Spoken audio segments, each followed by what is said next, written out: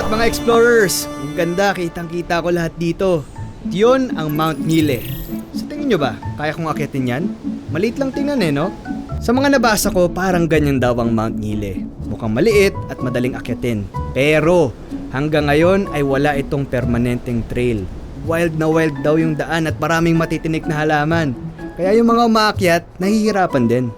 At dahil dyan, magpapatulong tayo sa isang Tarlakenyong expert sa mountaineering, si Sir Jai. Sir Jai, magandang araw po. Ako po si Miguel. Hi ka naman sa mga explorers natin. Kamusta ko kayo? Okay lang, mabuti naman. Si Sir Jai Corpus ang current club president ng Tarlac Mountaineering Club. Dito sa Tarlac, ilang bundok po meron kayo? Buong probinsya, napakarami. Pero kung dito sa area natin ngayon, no, meron tayong sikat dito yung Mount Kawayan, Mount Bungkulbaka at yung Mount Tangisan. Dito sa San Jose, 2012, nag-start akong maakyat, sumasama. Di pa member ng club noon, pero yun po yung unang naakyat natin sa San Jose. Ako, ang nauna kong naakyat na bundok ay Mount Daguldol. Saan Sa yun? may Batangas. Talaga? Siguro mga 9 years old ako noon, kasama ko yung daddy ko. Kaya para sa akin, special activity ang pag-akyat ng bundok. Kasi yun ang bonding namin ng daddy ko at ng kapatid ko. Kadi kamusta? Ano yung pinakamataas mong bundok na naakyat?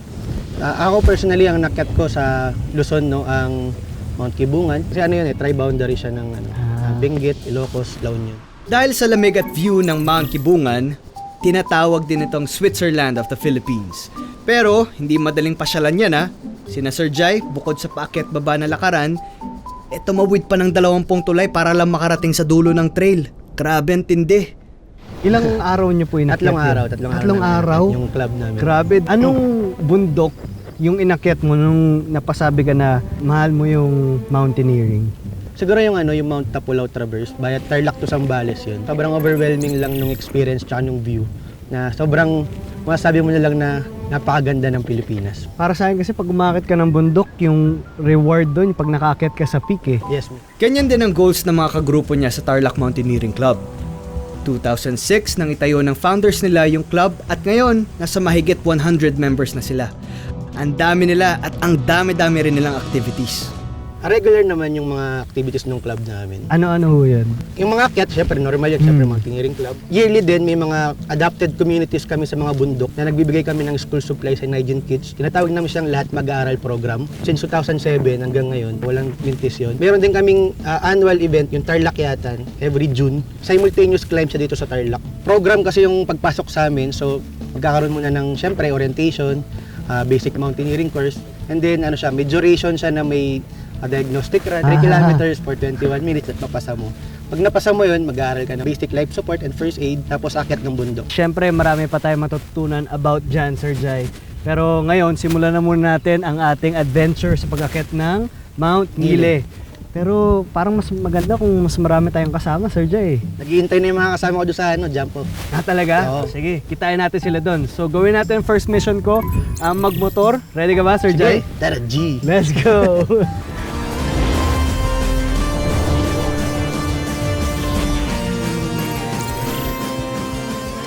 Tingnan nyo explorers, kitang-kita dito yung Zambales Mountain Range Honestly, dati ang tingin ko sa Tarlac ay lugar na puno ng mga palayan.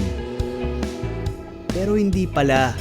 Kung sa Manila, nagtataas ng buildings yung nakapaligid sa'yo, dito, mga nagtataasang bundok. Sobrang luwag din ang kalsada at hindi malubak, kaya suwabe lang ang biyahe namin ni Sir Jai. Pero syempre, maingat kami. Yun! Ano yung mga kasama natin?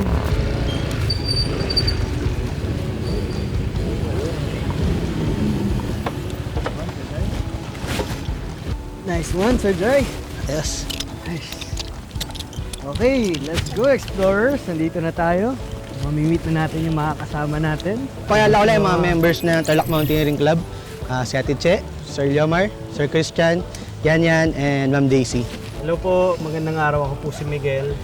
Yan, sila ang Tarlac Mountaineering Club. Maraming salamat po sa pagsama sa akin sa pag-akit ngayon. So ngayon, Sir Jai, nasa jump-off point tayo, Yes po, no? ng Mount Nile. Okay, Yo! Mission 1 complete! Alright, let's go!